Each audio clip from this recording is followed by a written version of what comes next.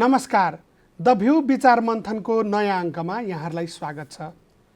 यति बेला सरकारले नयाँ नक्सा जारी गरेको छ। नेपालको लामो समय विवादित रहेको लिम्पियाधुरा कालापानी क्षेत्रको जुन विवाद थियो, त्यो विवादमा नेपालको स्ट्यान्ड के हो भन्ने विषय सधैँ राजनैतिक सरगर्मीको विषय बन्ने गर्छ।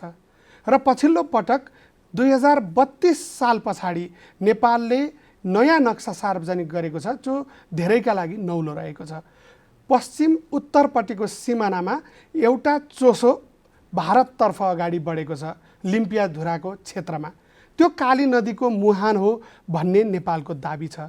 र त्योदेखि पूर्वपट्टिको जति पनि जमिन हो, इस्ट इन्डिया कम्पनी, तत्कालीन बेलायत सरकारको अधीनमा रहेको इस्ट इन्डिया कम्पनीसँग भएको सुगौली सन्धिले त्यो बिन्दुदेखि पूर्वपट्टिको भूभाग नेपाल हो भनेर किटानी गरेको छ। तर लामो समय किन यो विवाद रहिरह्यो त? नेपालले आफ्नै भूमि किन चर्चिन पाएन? किन त्यहाँ भारतीय सैनिकहरू आए? र आज आफ्नो नक्सा दाबी गरिसकेपछि भारतीय प्रतिक्रिया पनि आएको छ र भारतले यो द्विपक्षीय वार्ताबाट समाधान गर्नुपर्छ भन्ने किसिमको आफ्नो वक्तव्य पनि जारी गरेको छ। आखिर यो अब समाधान कुन तरिकाले हुन्छ? हामी कानुनी हिसाबले कति बलियो छौँ? अन्तर्राष्ट्रियकरण गर्नुपर्छ यो मामलालाई भन्ने कुरा पनि उठेको छ। यो नेपालको हितमा कति छ? अन्तर्राष्ट्रियकरण गर्दा हामी सफल हुन सक्ने आधारहरू के छन्? यिनै विषयमा आज हामी कुराकानी गर्नेछौँ। र कुराकानीमा आज हामीसँग हुनुहुन्छ अधिवक्ता टीकाराम भट्टराई। स्वागत छ यहाँलाई। धन्यवाद अजयजी। टीकाराम भट्टराई अधिवक्ता एवं संविधानविद। अधिवक्ता टीकाराम भट्टराई कानुनी मामिलाका महत्त्वपूर्ण विषयका जानकार मानिनुहुन्छ। सम्बन्धित विषयमा निडर ढङ्गले सटिक र स्पष्ट धारणा राख्ने भट्टराई संविधानविदका रूपमा पनि चिनिनुहुन्छ। पछिल्लो पटक छिमेकी मुलुक भारतले नेपालको लिम्पियाधुरा, लिपुलेक तथा कालापानी क्षेत्रमा सडक विस्तार गरेपछि पनि अधिवक्ता भट्टराईले आफ्ना धारणा स्पष्ट राख्दै आउनु भएको छ। सीमा विवादलाई यो पटक टुङ्ग्याउन अन्तर्राष्ट्रिय अदालत समेत पुग्न तयार हुनुपर्ने आवाज उठिरहेका बेला भट्टराई भने त्यसो गर्नु पूर्व त्यसका पनि फाइदा र बेफाइदा बारे सोच्नु पर्नेमा जोड दिनुहुन्छ। मिचिएको नेपाली भूभागबाट भारतीय पक्षलाई हटाउन सरकारले संविधान संशोधन प्रस्ताव दर्ता गराइसकेको छ। अधिवक्ता भट्टराई पनि संविधान संशोधन गर्ने कुराले बलियो राजनैतिक सन्देश दिएको, तर संशोधन नगरी नहुने विषय भने नभएको बताउनुहुन्छ। वर्तमान सरकारले सीमा समस्या सल्टाउने सवालमा सबै राष्ट्रिय शक्तिलाई एक ठाउँमा ल्याउन सफल भएको र अझै लामो छलफल र गिरकारी आवश्यक रहेको भट्टराईको भनाइ छ। अन्य क्षेत्रमा जस्तै मुलुकको कानुनी क्षेत्रलाई पनि देशको सीमाबारे गहिरो चिन्ता र चासो देखिए पनि सीमाले समेटेको भूमि फिर्ताको वैधानिक उपायबारे भने कयौं वरिष्ठ अधिवक्ताहरूले नै मुख खोलेका छैनन्। नक्सा सार्वजनिक गरिएपछि नेपाली भूमि फिर्ता हुने वैधानिक बाटोबारे बहस गर्ने र त्यसका राष्ट्रिय तथा अन्तर्राष्ट्रिय प्रावधानमा गहिरो छलफल गर्नुपर्ने बेलामा कानुन जस्तो देशको महत्त्वपूर्ण क्षेत्र मौन देखिनु विडम्बनापूर्ण छ।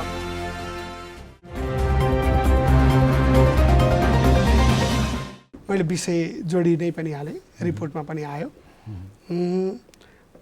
अहिले जुन यो नक्सा सार्वजनिक गर्यो, यो नक्सा नेपालकै हो भन्ने जति पनि कानुनी रूपमा भन्नुपर्ने दलिलहरू हुन्छन्, त्यसका चाहिँ आधारहरू हुन्छन्, ती आधारहरू पर्याप्त छन् हामीसँग? के देख्नुहुन्छ? यो भूमि समेटेर अहिले जुन नक्सा जारी गरेको छ नेपाल सरकारले, त्यसका पछाडि चाहिँ ऐतिहासिक आधार कारणहरू छन्। यो नक्सा नेपाल सरकारले पहिले नै जारी गर्नु पर्थ्यो। यो जारी नगरेको कारणले गर्दाखेरि भारतसँगको यो विषयको कुराकानीमा हामी अलिकति कमजोर भएको त्यो यथार्थता हो। र योभन्दा अगाडि यस विषयमा नक्सा जारी नगरेको कारणले तपाईँले अघि पृष्ठभूमिमा अलिकति प्रसङ्ग बताउनु भयो, अन्तर्राष्ट्रिय कानुनको दृष्टिकोणले हामी अलिकति कमजोर अवस्थामा थियौँ, इन्टरनेसनल लको दृष्टिकोणले। किनभने हाम्रो भूमि हो भन्ने हामीलाई थाहा छ, तर त्यसको नक्सा हामीले तपाईँले अघि भने जस्तै 2032 साल पछाडि हामीले त्यसको नक्सा जारी गरेका छैनौँ। यो अन्तर्राष्ट्रिय कानुनमा महत्त्वपूर्ण कुरा म अन्तर्राष्ट्रिय कानुनको किन जोडिरहेको छु भन्दा, भोलि भारतसँग नेगोसिएसनमा बस्दाखेरि उसले उठाउने भनेकै अन्तर्राष्ट्रिय कानुन हो। अन्तर्राष्ट्रिय कानुनको मान्यता यो छ, अन्तर्राष्ट्रिय कानुनको सिद्धान्त यो छ, अन्तर्राष्ट्रिय कानुनका अभ्यासहरू यो छन्, अन्तर्राष्ट्रिय कानुन अनुसार अन्तर्राष्ट्रिय अदालतले गरेका फैसलाहरू यी छन्, त्यो अनुसार यो भूमि हाम्रो हो। भनेर उसले दाबी गर्दथ्यो। त्यो दाबी गर्ने मध्ये एउटा महत्त्वपूर्ण इन्टरनेसनल लमा एउटा सिद्धान्त के छ भन्दा आफ्नो भूमिमा यदि स्टेट अथोरिटी प्रयोग भएको छैन लामो समय भने स्टेट अथोरिटी प्रयोग नभएको भूमिमा अर्को देशले सिमानाको अर्को देशले त्यसमा आफ्नो भोगाधिकार कायम गरेको छ भने त्यस्तोलाई चाहिँ साइलेन्ट रूपमा स्वीकार गरेको मानिने सिद्धान्त छ अन्तर्राष्ट्रिय कानुनको। त्यसरी हेर्दाखेरि 32 साल पछाडि हामीले जब नक्सा जारी गरेनौँ भन्नुको अर्थ हामीले हाम्रो स्टेट अथोरिटी त्यहाँ प्रयोग भएन कि भन्ने जुन आशंकाको स्थिति थियो र त्यसको फाइदा चाहिँ भारतलाई हुनेवाला थियो। अब त्यो अवस्था भनेको कानुनी रूपले 32 साल पछाडि हामीले जुन नक्सा जारी गरेनौँ त्यति मात्र होइन कि हाम्रो संविधान सांसदहरूले लगाउने लोगो निशान छाप र जहाँसुकै हाम्रो छापहरू प्रयोग हुन्थ्यो त्यसमा चाहिँ नेपालको नक्सामा त्यो भूमि समेटिएको थिएन भने पछाडि त नेपालले औपचारिक रूपले 32 देखि आज 77 सालसम्म भन्दा करिब 55 वर्ष करिब 45 वर्ष त हामीले त त्यो नेपालै होइन भनेर भनेछौँ नि त होइन। अन्तर्राष्ट्रिय कानुनको सिद्धान्तको मैले अघि कुरा गरेँ स्टेट अथोरिटीको प्रयोगको कुरा गर्दाखेरि त्यो भारतले उठाउन सक्ने एउटा महत्त्वपूर्ण बुदा हुने थियो। तर त्यो हामीसँग अब त्यसलाई काउन्टर आर्गुमेन्ट हाम्रो त्यसको प्रतिवाद गर्ने दलिल त हाम्रो 1816 को जुन सुगौली सन्धि छ त्यसको धारा 5 ले काली नदीदेखि पूर्वको भाग नेपालको भूभाग हुनेछ भनेकै थियो। त्यो हाम्रो महत्त्वपूर्ण प्रमाण हो। तर त्यस पछाडि अब 32 सालदेखि हामीले लामो समयसम्म छोडेको हुनाले कतै यो भोलि त्यस्तो नहोला म त्यता जाला भन्ने अहिले अनुमान गर्दिनँ जाँदैन पनि होला। यदि अन्तर्राष्ट्रिय स्तरमा यो मुद्दा उठ्यो भने फेरि हेर्ने त इन्टरनेसनल लका जुरिस्टहरूले हो, इन्टरनेसनल लका जजेसहरूले हो, इन्टरनेसनल लका कन्सल्ट्यान्टहरूले हो। त्यसैले त्यो इन्टरनेसनल लको त्यो रिजिमबाट हामी अछुतो हुन सक्दैनौँ।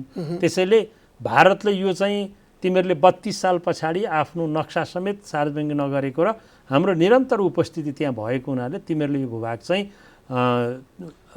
छोडेका हो हाम्रो भइसकेको भन्यो भने हामीलाई काउन्टर आर्गुमेन्ट गर्नका लागि गाह्रो थियो। यस अर्थमा तर के हुन्छ त भनेपछि त हामी यदि यो मुद्दाको अन्तर्राष्ट्रियकरणको पनि कुरा आइरहेको छ कतिपय वरिष्ठ अधिवक्ताहरूले पनि त्यो भनिरहनु भएको छ कि अब यसलाई इन्टरनेसनल कोर्टसम्म लानुपर्छ भन्ने भनाइ पनि आएको छ।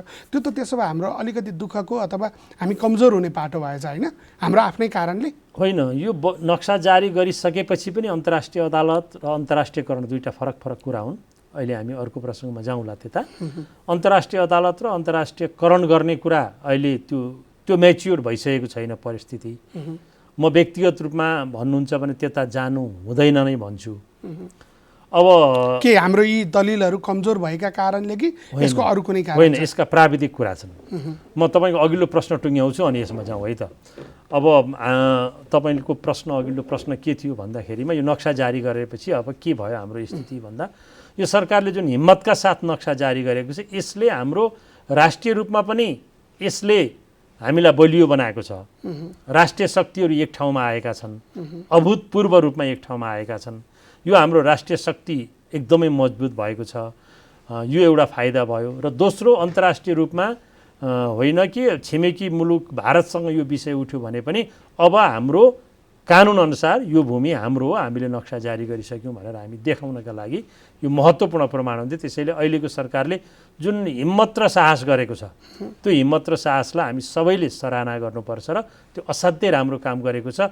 हिजोकै सरकारहरूले यो काम गरेका थिए भने सम्भवतः भारतले अस्ति जसरी लिम्पियाधुरा र लिपुलेखलाई आफ्नो राजनीतिक नक्सामा समावेश गर्यो त्यति बेला उसले यो समावेश गर्ने थिएन होला। हामीले पहिल्यै यो नक्सा सार्वजनिक गरेको भएदेखि त्यसो भएको हुनाले यो राम्रो काम भएको छ। अब दोस्रो प्रश्न हामी प्रवेश गर्दै थियौँ। दोस्रो प्रश्न चाहिँ यो मुद्दालाई अन्तर्राष्ट्रियकरण गर्ने सन्दर्भमा यो मुद्दालाई अन्तर्राष्ट्रियकरण गर्ने सन्दर्भमा हामी दोस्रो पोइन्टमा छलफल गरौँ अनि अन्तर्राष्ट्रिय अदालतको तेस्रोमा गरौँला। अन्तर्राष्ट्रियकरण भन्ने बित्तिकै यसका दुईटा तरिका हुन्छन्। हेर्नुहोस्, अन्तर्राष्ट्रियकरण एउटा औपचारिक रूपले अन्तर्राष्ट्रियकरण हुन्छ कुनै पनि इस्युहरू र एउटा चाहिँ अनौपचारिक रूपले अन्तर्राष्ट्रियकरण हुन्छ। अहिले हामी अनौपचारिक रूपले यो विषय अन्तर्राष्ट्रियकरण भइसक्यो। हुन त सीमा भनेकै 2 देश 3 देशको बिन्दु भएकोले त्यो आफैमा अन्तर्राष्ट्रिय विषय हो नि त। ठिक हो। अन्तर्राष्ट्रिय विषय हो। तर त्यसलाई औपचारिक रूपमा उठाउने चाहिँ हामी अन्तर्राष्ट्रियकरण भन्छौँ नि, इन्भर्टेड कमाभित्र, त्यो फर्मल प्रोसेसलाई अन्तर्राष्ट्रियकरण भन्ने गरिएको। तर इन्फर्मल प्रोसेसले अथवा अनौपचारिक ढङ्गले चाहिँ यो विषय अब अन्तर्राष्ट्रियकरण भइसक्यो। किन भन्दा अन्तर्राष्ट्रियकरण भनेको हामीले हाम्रो त्यो भूमि समावेश गरेर नक्सा सार्वजनिक गऱ्यौँ। त्यो नक्सा सार्वजनिक गरेको कुरा हामी अब संयुक्त राष्ट्रसङ्घलाई जानकारी दिन्छौँ। त्यो नक्सा सार्वजनिक गरेको कुरा हामी सबै नेपालका अन्तर्राष्ट्रिय कूटनीतिक नियोगहरूलाई नेपालमा जो छन् त्यसलाई जानकारी दिन्छौँ र हामी इन्टरनेसनल आर्काइभहरूमा त्यो कुरा समावेश गर्छौँ होइन। त्यसैले आफ्नो सिमाना यो हो भनेर भन्ने कुराले नै यो अन्तर्राष्ट्रियकरणको सुरुवात भइसक्यो अनौपचारिक रूपमा। अब औपचारिक रूपमा अन्तर्राष्ट्रियकरण भनेको चाहिँ के हो भन्दाखेरिमा औपचारिक रूपमा अन्तर्राष्ट्रियकरण भनेको चाहिँ संयुक्त राष्ट्रसङ्घका विभिन्न फोरमहरूमा होइन हामीले यो कुरा औपचारिक रूपमा उठाउने। मित्र राष्ट्र भारतले मेरो चाहिँ सीमा इन्क्रोचमेन्ट गर्यो त्यसो भएको हुनाले भनेर आधार कारण सहित हामीले यो कुरा उठाउने। क्षेत्रीय लेभलमा हुन्छ होइन, अन्तर्राष्ट्रिय लेभलमा हुन्छ, फोरमहरूमा विभिन्न फोरमहरूमा यो कुरा उठाउने। त्यो चाहिँ अहिले गरिनु बेठिक छ भन्ने कुरा परिपक्व परिस्थिति भइसकेको छैन। त्यतातर्फ जानु नेपालका लागि कति हितकर हुन्छ र कति अहितकर हुन्छ भन्ने कुरामा हामीले पर्याप्त ध्यान जानु जरुरी छ। यहाँले अघि सुरुमै एउटा सन्देह राख्नुभयो नि कि 2032 पछि त हामी आफैले पनि नक्सा जारी गरेनौँ, हाम्रो आफ्नै नक्सा भएन। त्यो भइसके पछाडि अन्तर्राष्ट्रियकरण जाँदाखेरि यत्रो समय तिमीहरूले त यो व्यवस्था गरेको जमिन थियो त्यो त हामीले उपभोग गरिरहेका छौँ भन्नेतर्फ गयो भने के नेपालको दाबी त्यो कमजोर हुन्छ भन्ने हिसाबले यो कुरा भनिरहनु भएको हो?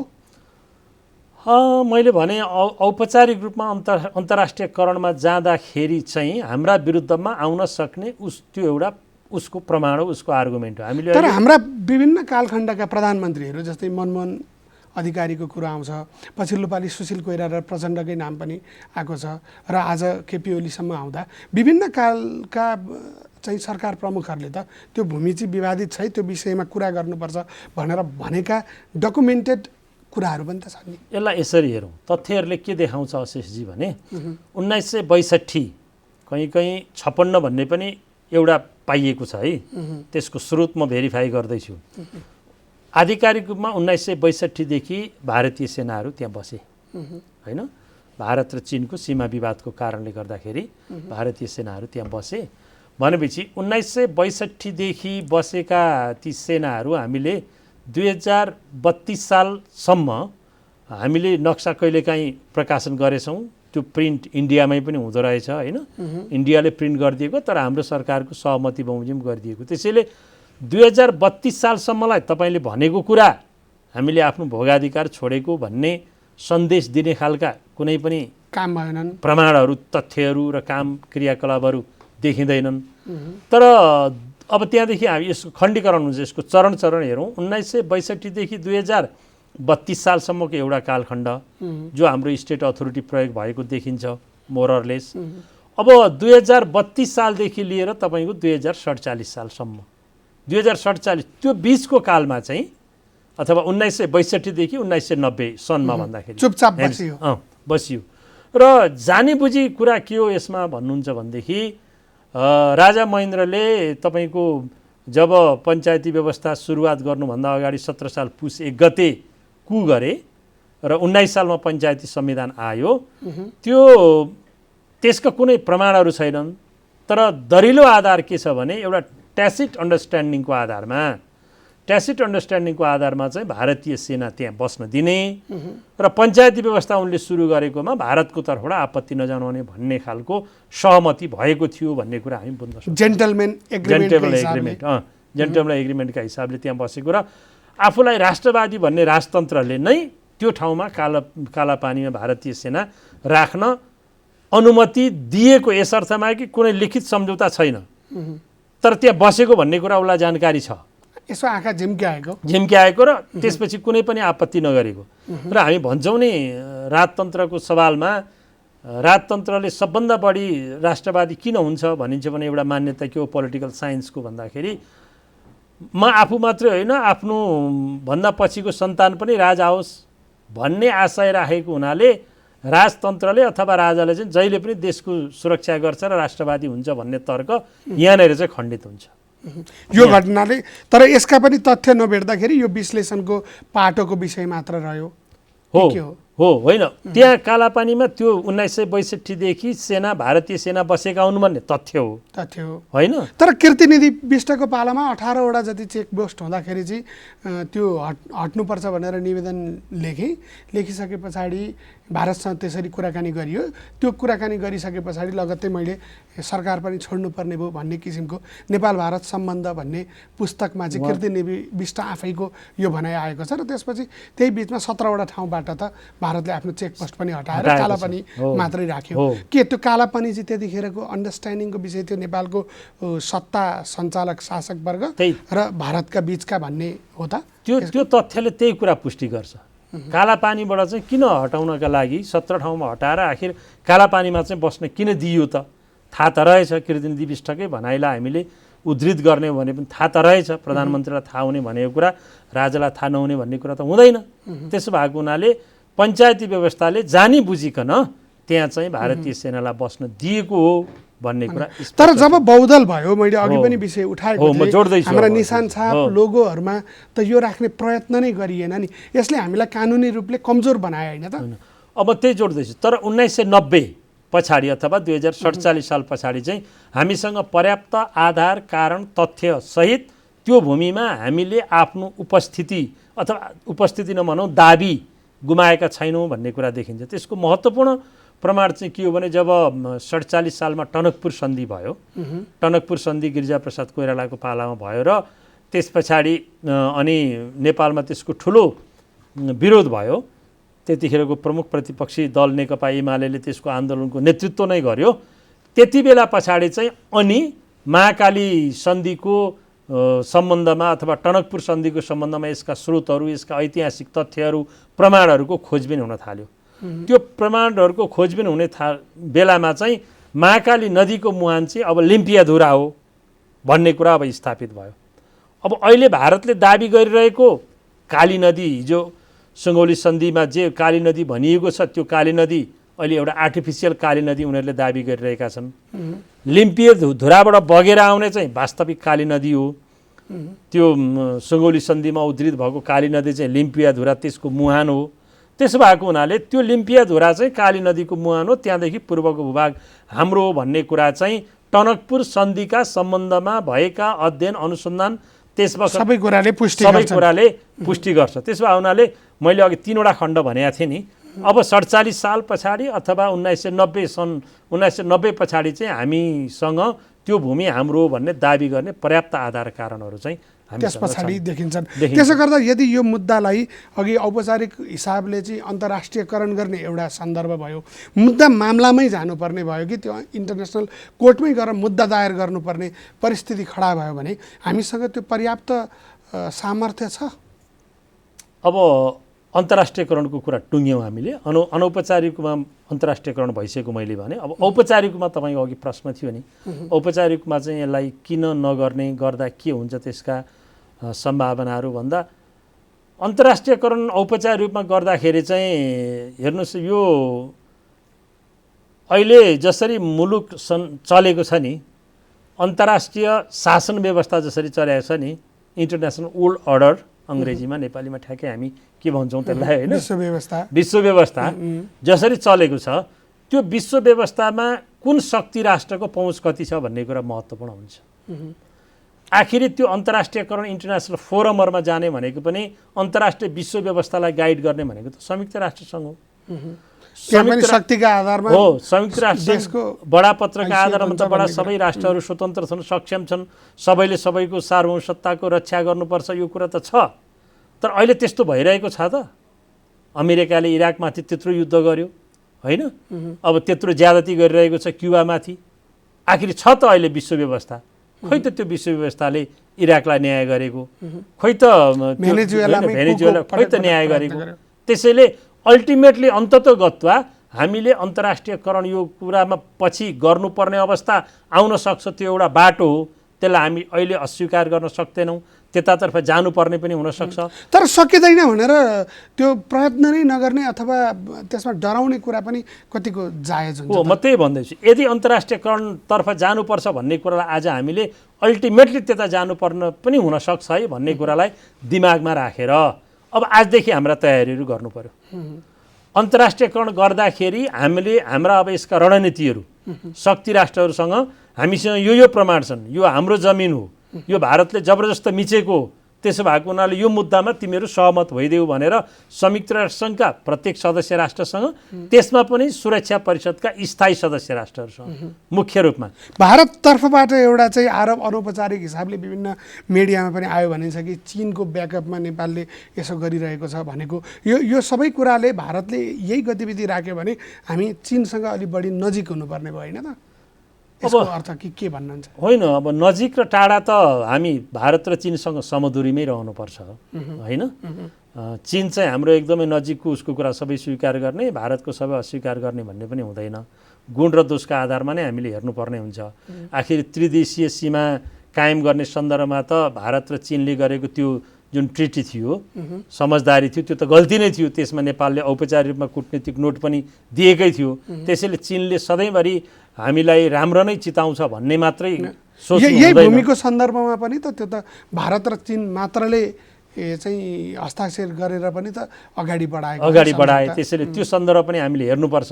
त्यसो गर्दाखेरि मैले के भन्दै थिएँ भने अल्टिमेटली यो मुद्दालाई औपचारिक रूपमा अन्तर्राष्ट्रियकरण गर्नका लागि लामो गृह कार्यको जरुरी छ, जुन हाम्रो पर्याप्त अहिले पर्याप्त भएको छैन र परिस्थिति परिपक्व भएको छैन र त्यता जानुपर्छ भन्ने लाग्यो भने हामीलाई अहिलेदेखि त्यो तयारी गर्नुपर्छ र अन्तर्राष्ट्रिय फोरममा यो मुद्दा उठाइसकेपछि कुनै पनि हालतमा हामी ब्याक हुन सक्दैनौँ, ब्याक हुने अवस्था छैन भन्ने कुरामा जबसम्म हामी निश्चिन्त हुँदैनौँ त्यो बेलासम्म हामीले अन्तर्राष्ट्रियकरण गर्न। अब मैले अघिदेखि पटक पटक उठाइरहेको छु नि कि अन्तर्राष्ट्रिय अदालतसँगको मुद्दा, यदि यो बाटो हुँदै अदालतकै आँखा हेर्नुपर्ने र उसैले छिनोफानो गर्नुपर्ने स्थिति आयो भने चाहिँ तपाईँले एउटा कानुनी अधिवक्ताको हिसाबले हाम्रा नेपालको पक्षबाट कति बलियो कमजोर के देखिन्छ हाम्रो स्थिति? अब यो चाहिँ अन्तर्राष्ट्रिय अदालतका चाहिँ एउटा प्राविधिक कुरा छन् र अर्को चाहिँ कानुनी कुरा छ। अब त्यो प्राविधिक कुरा के हो भन्नुहुन्छ भने अन्तर्राष्ट्रिय अदालत जुन छ त्यो संयुक्त राष्ट्रसङ्घको बडापत्र बमोजिम स्थापित अदालत हो। त्यहाँ देश र देशबीचको विवाद मात्रै जान्छ, व्यक्तिले त्यहाँ विवाद लैजान पाउँदैन। एक। दोस्रो र महत्त्वपूर्ण कुरा यसमा के छ भन्नुहुन्छ भने कुनै पनि विवादहरू, सदस्य राष्ट्र बीचका विवादहरू, अहिले हामी भारत र नेपाल भनौँ, सदस्य राष्ट्र बीचका कुनै पनि विवादहरू त्यो अदालतमा लगेर हामी त्यो अदालतको फैसला मान्छौँ भन्नका लागि त्यो अदालतको क्षेत्राधिकार स्वीकार गर्ने छुट्टै सम्झौता हुनुपर्छ। यो कुरा धेरै मानिसहरूलाई थाहा छैन। भनेको यसै त्यसले गर्न सक्दैन। आजको मितिमा हामी सिधै फिराद पत्र लिएर अथवा रिट निवेदन लिएर अन्तर्राष्ट्रिय अदालतमा जान सक्दैनौँ। त्यो देशको के अरे त्यो अदालतको क्षेत्राधिकार स्वीकार गर्ने कि नगर्ने भनेर हामीले पहिला डिक्लेयर गर्नुपर्छ, घोषणा गर्नुपर्छ। नेपालले आजको मितिसम्म यो अन्तर्राष्ट्रिय अदालतको क्षेत्राधिकार स्वीकार गर्ने भनेर घोषणा गरेको अथवा सन्धि गरेको छैन। एक, प्राविधिक रूपमा नै मिलेन त्यहाँ जानका लागि। एक। दोस्रो, भारतले यो विषयमा स्वीकार गर्ने भनेर उसले घोषणा गरेको थियो। बडो चलाखीपूर्ण ढङ्गले भारतले पछिल्लो अवधिमा मलाई लाग्छ गत सेप्टेम्बर महिनामा हो, मैले एक्ज्याक्ट त्यसको गते चाहिँ बिर्सिएँ, कति कुन तारिक हो भन्ने कुरा, सेप्टेम्बर महिनामा हो, उसले स्वीकार गरेको थियो क्षेत्राधिकार। तर उसले संशोधन गर्यो, त्यसमा संशोधन पनि गर्न पाइन्छ। र संशोधन के गर्यो भने म सीमा विवाददेखि बाहेकका कुराको क्षेत्राधिकार मात्रै स्वीकार गर्छु भन्यो। बहुत महत्त्वपूर्ण तथ्य भनेपछि भारत आफै पनि यसमा चाहिँ तयार छैन। यो बहुत महत्त्वपूर्ण तथ्य छ। सीमा विवाद भन्दा बाहेकका कुरा मात्रै म अन्तर्राष्ट्रिय अदालतको क्षेत्राधिकार स्वीकार गर्छु भनेर भारतले त्यो आफ्नो पहिलेको घोषणालाई संशोधन गरिसकेपछि कतै जानी बुझिकन, अब यहाँनिर मेरो आशंका हामीले हेर्ने भारतप्रतिको कतै जानी बुझिकन यो विषय भारत अन्तर्राष्ट्रिय अदालतमा नेपालले लैजाओस् भन्ने चाहन्छ कि? यसो त भारतका सबै नै छिमेकी देशसँग सीमा विवाद छ। त्यो कारणले गर्दाखेरि अन्तर्राष्ट्रिय अदालतमा जाने प्राविधिक रूपमा अहिले हामी सक्दैनौँ भन्ने कुरा मैले एक भने। दोस्रो, कन्टेन्टमा जाँदाखेरि अब अहिले के भन्छ भने नेपाल र भारत दुईटैले फेरि स्वीकार गरे अब हामी यो विवादलाई चाहिँ अन्तर्राष्ट्रिय अदालतमा लगेर छिनोफानो गर्नका लागि तयार छौँ, अन्तर्राष्ट्रिय अदालतको क्षेत्राधिकार स्वीकार गर्छौँ भनेर दुवैले सहमति गरेर यो विषय लान सक्छन्। दुईटैले सहमति गर्दा अहिले पनि क्षेत्राधिकार आकर्षित हुन्छ। एउटाले मात्रै म अब मान्दछु भनेर नेपालले मान्नुहोस् अहिले त्यो डिक्लेयर गर्यो भने भारतले नमानुन्जेलसम्म केही हुँदैन र त्यो हामीले अहिले डिक्लेयर गरेको कुरा पनि फेरि 1 वर्ष पछाडिदेखि मात्रै प्रभावी हुन्छ। कानुनी व्यवस्था त्यो छ। त्यो भएको कारणले गर्दाखेरि प्राविधिक रूपमा मिलेन। अब फेरि म त्यहीँ जान्छु, विश्व व्यवस्थाको कुरा गर्छु। यदि मानौँ दुईटैले सहमति गरेर लगियो मुद्दा अन्तर्राष्ट्रिय अदालतमा स्वीकार गरे भने फेरि त्यहाँ हेरौँ, त्यहाँ 15 जना न्यायाधीशहरू हुन्छन् अन्तर्राष्ट्रिय अदालतमा। भारतको तर्फबाट अहिले 1 जना न्यायाधीश छन्। यदि नेपाल र भारत दुईटै एग्री भएर यो विषय त्यहाँ गयो भने नेपालको तर्फबाट पनि 1 जना न्यायाधीश नेपालले राख्न पाउँछ र यति न्यायाधीश मध्ये यतिजनाले मात्रै यो मुद्दा हेर्यौँ भनेर उनीहरूले स्वीकार गर्न सक्छन्। नेपाल र भारतले 15 जना सबैले होइन, 8 जना 9 जना फलानाले तर आफ्नो मुद्दा आफै नहेर्ने भन्ने जुन घरेलु कानुनभित्र हुन्छ त्यो चाहिँ यसमा अन्तर्राष्ट्रमा हुँदैन। तर यतिजना न्यायाधीशले मात्रै हेर्ने कुरामा हामी सहमत छौँ भनेर सहमत भयो भने त्यो सहमति हुन्छ। फेरि म अब फर्किएँ कहाँ भन्दा ती 15 जना जो न्यायाधीश छन् अथवा 15 मध्ये जतिले त्यो मुद्दा हेर्लान् ती कुन देशका हुन्, तिनको पृष्ठभूमि के हो र अन्ततगत ती न्यायाधीशहरू संयुक्त राष्ट्रसङ्घको सुरक्षा परिषदका स्थायी सदस्यबाट प्रभावित हुन्छन्। भनेपछि ठुला शक्ति राष्ट्रहरूले जे चाहन्छन् हाम्रो त्यो भूमिको विषयमा त्यसैसँग जोडिएको निर्णय आउने करिब निश्चित छ भन्ने भयो। हो, अन्तर्राष्ट्रिय अदालतको क्षेत्राधिकारको विषयमा कुरा गर्दाखेरि यो कुरा आउँछ र यो कुरा चाहिँ एकदमै विचरणीय हुन्छ। भनेपछि त यो अन्तर्राष्ट्रियकरण वा अन्तर्राष्ट्रिय अदालत यो दुवै कुरा हाम्रो लागि चाहिँ पक्षमा नै आउँछ भन्ने कुराको सुनिश्चितता भएन। हो, अहिले जसरी यो सदाशयतापूर्ण ढङ्गले प्रश्नहरू उठेका छन् नि, देशभक्तिपूर्ण भावना ओतप्रोत भएर हामीसँग यतिका प्रमाण छन्, भारतले थिचोमिचो गरौँ, हामीसँग सन्धि छ, प्रमाण छ, तुरुन्त अदालतमा मुद्दा लैजाउँ, जितिहालौँ भन्ने यो देशभक्तिपूर्ण भावनाले ओतप्रोत भएर आएका ती भावनाहरू हुन्, सकारात्मक ती भावना हुन्। त्यसले राष्ट्रिय ऊर्जा प्राप्त गर्छ, तिनलाई हामीले सम्मान गर्नुपर्छ। तर निष्कर्ष हामीले सोचे जस्तै आउँछ भन्ने कुरा चाहिँ कठिन छ। तर यसको अर्थ यो क्षेत्राधिकार हामीले इग्नोर गर्ने अथवा त्यता जानु हुँदैन, कहिल्यै पनि जान मिल्दैन भन्ने होइन।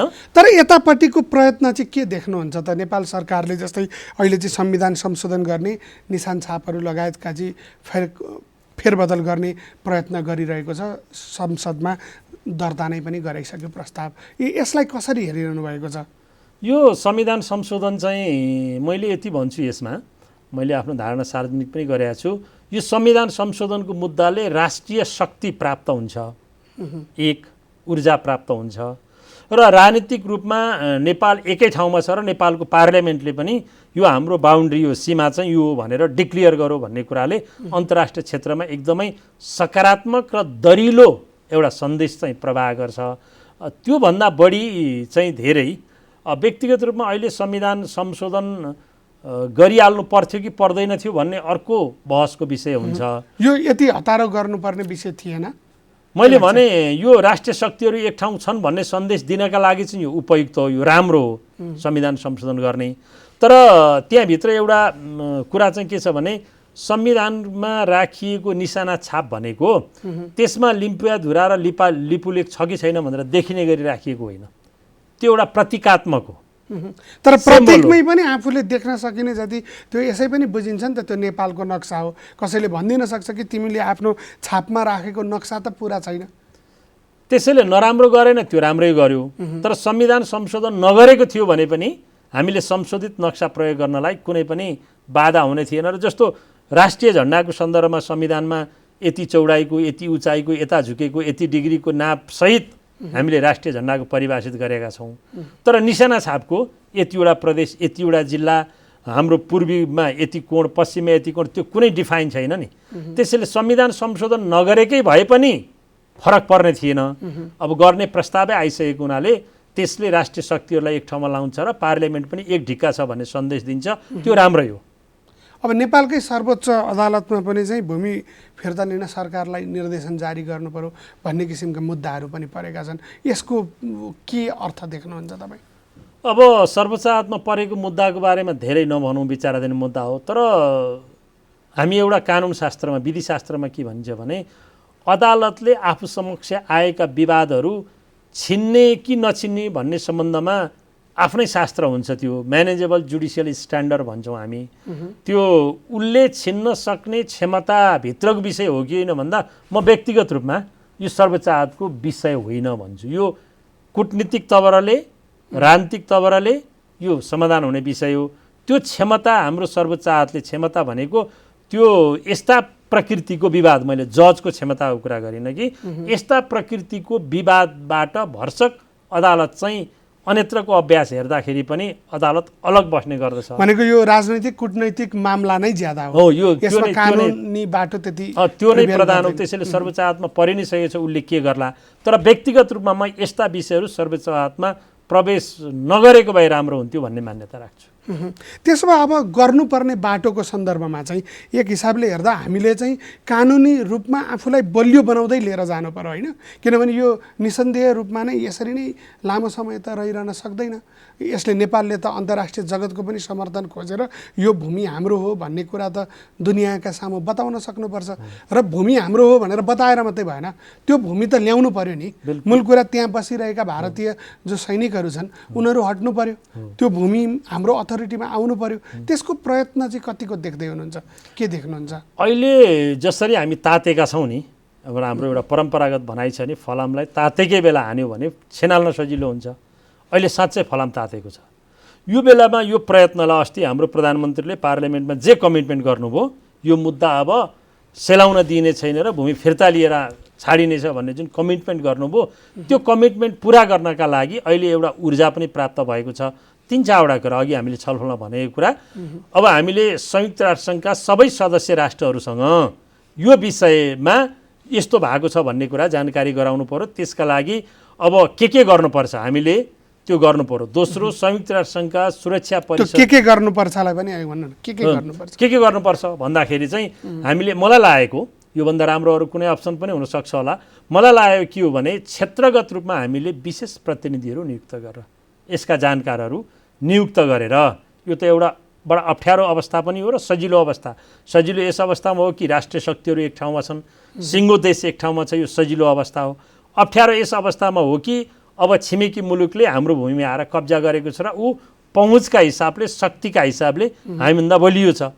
यो हिसाबले अप्ठ्यारो। त्यसो भएको हुनाले हामीले क्षेत्रगत रूपमा अब एसियामा, अमेरिकामा, ल्याटिन अमेरिकामा, अस्ट्रेलियामा जति छन् महादेशका आधारमा एक-एकजना हाम्रा प्रतिनिधिहरू नियुक्त गर्न, लबिङ गर्न पठाउने हो कि एक। किनभने म अहिले के देख्दैछु भन्दा हाम्रा यी कूटनीतिज्ञहरू जो राजदूतावास छन् अथवा मिसनहरू छन्, उनको मात्रै क्षमता र योग्यताले यो विषय धान्दैन कि भन्ने लाग्छ मलाई, व्यक्तिगत रूपमा भन्दा, होइन? उहाँहरूको योग्यता क्षमतामा मैले प्रश्न उठाउन खोजेको होइन। ब्युरोक्रेसी हाम्रो जस्तो छ, होइन? त्यो ब्युरोक्रेसीका मानिसहरू गएका छन्, केही राजनीतिक नियुक्ति पनि भएको छन्। भोलि पनि त हुने त त्यही त होला। यो नयाँ संरचना बनाउँदा त्यो 2-4 जनाले यसै जागिर खाने ठाउँ मात्रै बन्यो र परिणाम त्यसलाई जागिर खाने रूपमा भन्दा पनि अहिलेकै सांसद, अहिलेकै राजदूतहरूले नै पनि होइन त्यो प्रयत्न गर्ने हो भने त केही हुन सक्छ। त्यो चाहिँ इन्टरनेसनल लमा र डिप्लोमेसीमा चाहिँ स्पेसल ऱ्यापोर्टियरको अथवा विशेष दूतको चाहिँ फरक अर्थ र महत्त्व हुन्छ। त्यसो भए हुनाले विशेष दूतहरू नियुक्त गर्ने र लबिङको प्रक्रियामा थाल्ने एक हुनसक्छ। दोस्रो, त्यो भित्रका संयुक्त राष्ट्रसङ्घका सुरक्षा परिषदका सदस्यहरू छन्, ती राष्ट्रहरूसँग अझ घनिष्ठ सम्बन्ध र हाम्रा प्रमाणहरू लगेर दिने, उनीहरूलाई यो कुरा बुझाउने प्रयत्न गर्नुपर्छ। र तेस्रो कुरा चाहिँ हामीले के गर्नुपर्छ भन्दाखेरि अनौपचारिकमा अन्तर्राष्ट्रियकरण हुने जुन प्रक्रिया सुरु भएको छ नि, हाम्रो एनआरएनका कमिटीहरू छन्, हाम्रा राजनीतिक दलका, होइन, भातृ सङ्गठनहरू विश्वभरि छरिएर रहेका छन्, तिनलाई प्रचार प्रसार गर्ने, गराउने, ती देशमा यो विषयलाई उठाउने, जति हामी यसलाई धेरै प्रचार प्रसार गरेर जति अन्तर्राष्ट्रिय जगतलाई जानकारी दिन्छौँ, अनौपचारिक भन्दैछु म, अनौपचारिक अन्तर्राष्ट्रियकरणको अहिलेको गतिलाई तीव्रता प्रदान गर्ने, त्यो तीव्रता प्रदान गर्दाखेरि हामीलाई सहज हुन्छ। र राष्ट्रिय रूपमा अब हामीले के गर्ने भन्दाखेरिमा यो विषयमा दलहरूभित्र पनि एकमत हुनु पर्यो, होइन? सत्तारूढ दल पनि एकमत हुनु पर्यो, प्रतिपक्षी दल पनि एकमत हुनु पर्यो। र यो विषय चाहिँ अहिले प्रधानमन्त्रीको नेतृत्वमा जे काम भएको छ, राम्रो भएको छ। अब यदि आवश्यकता महसुस सरकारले गर्छ भने म गर्नुपर्दछ भन्छु, गर्नुपर्दछ। त्यो के भने सबै प्रमुख राजनीतिक शक्तिहरू एक ठाउँमा भएको एउटा अस्थायी खालको मेकानिजम बनाइदिएर। तर त्यो त प्रधानमन्त्रीले अस्ति नै किन कसैलाई संयन्त्र चाहियो र भन्ने भनाइ आएको छ नि त। हुन त यो विशेष गरी कोभिड-19 सम्बन्धित आएको थियो, तर सरकारको मनस्थिति हेर्दा कुनै संयन्त्रको पक्षमा गइजाने जस्तो। किनकि बलियो सरकार छ, करिब 2/3 सरकारलाई अप्ठ्यारो पार्ने सरकारसँगको प्यारलल संयन्त्रको मैले कुरा गरेको छैन। यसको नेतृत्व सिंगै प्रधानमन्त्रीले गर्नुभएको छ, सरकारले गरेको छ। उहाँलाई सहयोग गर्नका लागि हामी सबै एक ठाउँ छौँ भने यो त यसका 2-3वटा कुरा हुन्छन् नि। जस्तो यो इस्युबाट कुनै दलहरू भाग्न सक्ने सम्भावना पनि म देख्छु। एउटा संयन्त्र बन्यो भने ती दलहरू भाग्ने ठाउँ हुँदैन। त्यसो भएको हुनाले अन्तर्राष्ट्रिय शक्तिले यो राष्ट्रिय तर यो भूमिको विषयमा कुनै दल यसै भाग्नुपर्ने के अवस्था देख्नुहुन्छ र? होइन, विगतमा त्यस्तो भएको छ होइन। कतिपय दलहरू अन्तर्राष्ट्रिय खास गरी भारतसँगको सम्बन्धका आधारमा राजनीति ध्रुवीकरण त भएको छ हाम्रो विगतमा। मधेस आन्दोलनकै कुरा हामीले लियौँ भनेदेखि नाकाबन्दी हो कि होइन भन्ने विषयमा हामी सबैले आम रूपमा अनुभूति गर्दा नाकाबन्दी थियो, तर नाकाबन्दी हो बोल्नु हुँदैन भन्ने थियो एउटा प्रमुख शक्ति। हुन चाहिँ हो बोल्नु हुँदैन भन्ने थियो। एउटा शक्ति हो नाकाबन्दी नै हुनु हुँदैन भन्ने थियो, भन्नु नै हुँदैन होइन हामी आफूले गऱ्यौँ भने। आखिर विभाजित त भएको थियो मत। त्यो विभाजित हुन नदिने कुराबाट यो संयन्त्रले रोक्छ भन्ने मेरो विश्लेषण हो। भने पछाडि यो विवादित हुन नदिन एउटा संयन्त्रको खाँचो नै हो, एउटा संयन्त्रको खाँचो छ र त्यो संयन्त्रले सरकारलाई सहयोग गर्छ। यसको लिड प्रधानमन्त्रीले गर्नुहुन्छ, स्वाभाविक रूपमा परराष्ट्र मन्त्री भएको हुनाले परराष्ट्र मन्त्रीले गर्नुहुन्छ। यसरी राष्ट्रिय शक्तिहरूलाई एकताबद्ध बनाउने, अन्तर्राष्ट्रिय रूपमा अनौपचारिक विशेष दूतहरू पठाएर अन्तर्राष्ट्रियकरणको अनौपचारिक प्रक्रियालाई तीव्रता दिने दोस्रो काम। र तेस्रो काम चाहिँ अघि मैले भने यो बीचमा जति पनि प्रमाणहरू छन्, अब कतिपय प्रमाणहरू हाम्रो परराष्ट्र मन्त्रालयसँग पनि छैनन् कि हराए कि भन्ने खालको कुराहरू यसका विज्ञहरूसँग यसका प्रमाणहरू सरकारी संयन्त्रमा भन्दा पनि व्यक्तिहरूसँग पनि यसका प्रमाणहरू रहेछन्। कतिपयले त प्रमाणै सरकारबाट चाहिँ लगेर घरमा राखेको भन्ने कुराहरू पनि सार्वजनिक हो। त्यस्तो पनि कुरा छ। मैले अघि भन्दै थिएँ अनौपचारिक रूपमा आज एकजना एक्सपर्टले के भन्दै हुनुहुन्थ्यो भने यो विषयमा चाहिँ हाम्रो राष्ट्रिय पञ्चायतमा समेत एकजना राष्ट्रिय पञ्चायतको सदस्यले यहाँ चाहिँ कालापानीमा चाहिँ भारतीय सेना बसेका छन् भनेर त्यति बेला नै बोल्नु भएको थियो अरे, पञ्चायतकालमा नै। हाम्रो अहिलेको संसदमा त्यसको आर्काइभ छैन, त्यसको रेकर्ड छैन।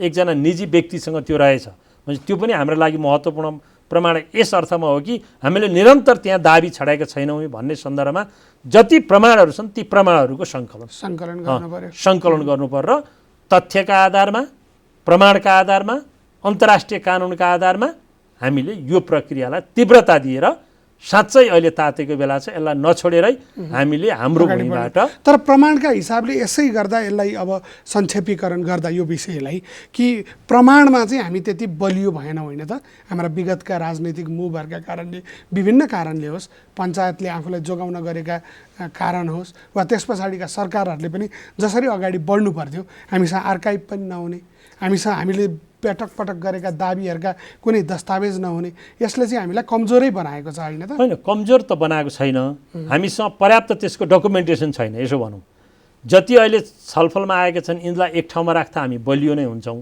होइन। हामीसँग कमजोर प्रमाण नभएको होइन। खालि काउन्टर आर्गुमेन्टको कुरा मैले प्रारम्भमा गरेको थिएँ नि।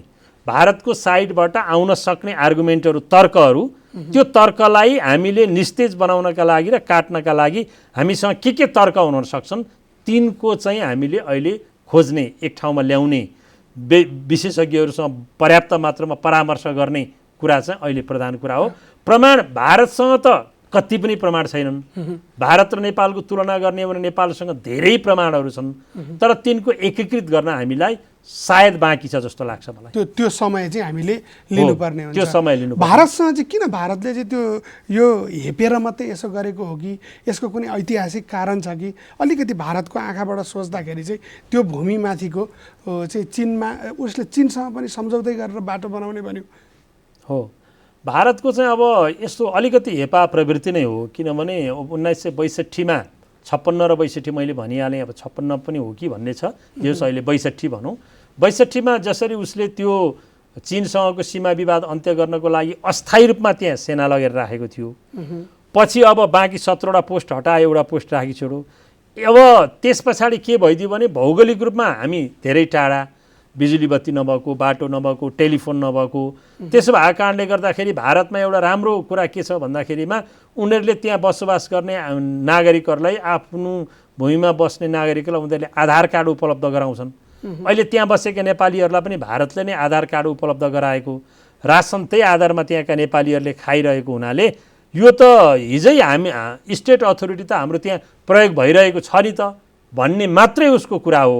तर त्यो भूभाग हाम्रो हो भन्ने कुरा र महाकाली के अरे तपाईँको सुगौली सन्धिको धारा 5 ले जुन सिमाना छुट्यायो त्यो स्ट्रङ जुन प्रमाण छ, त्योभन्दा बाहेक त भारतसँग त अरू कुनै प्रमाणै छैन। खालि हामी लामो समयसम्म बस्यौँ, कहाँ छोड्छौँ भन्ने जस्तो एक दादागिरी टाइपको, क्या दादागिरी टाइपको। तर 100 वर्ष पछाडि फिर्ता भएका अन्तर्राष्ट्रिय अनुभवहरू पनि छन्, उदाहरण पनि। त्यसैले हामी कमजोर छैनौँ, हामी बलियो छौँ। यो अवस्थालाई हामीले निरन्तर अगाडि लैजानुपर्छ। अब जाँदा जाँदै संविधान संशोधनको बेला छ, एउटा चाहिँ सरकारले नै यो नक्सासँगै सम्बन्धित भएर एउटा दर्ता गराएको छ। तर यो संविधान संशोधनको विषय चर्किरहँदा संविधान जारी हुँदादेखिको संविधान संशोधनको मुद्दा पनि अर्कोतिरबाट उठिरहेको छ। यसलाई कसरी हेरिरहनु भएको छ? अब संविधान संशोधनको अहिले एउटै मात्रै विषयमा सरकारले संशोधन लिएर आयो। म चाहिँ एउटा संवैधानिक कानुनको विद्यार्थी पनि हुँ। यो अहिले त विशिष्ट परिस्थिति भयो, निशाना छाप प्रयोग गर्ने भन्ने। संविधान संशोधन गर्नुपर्दछ।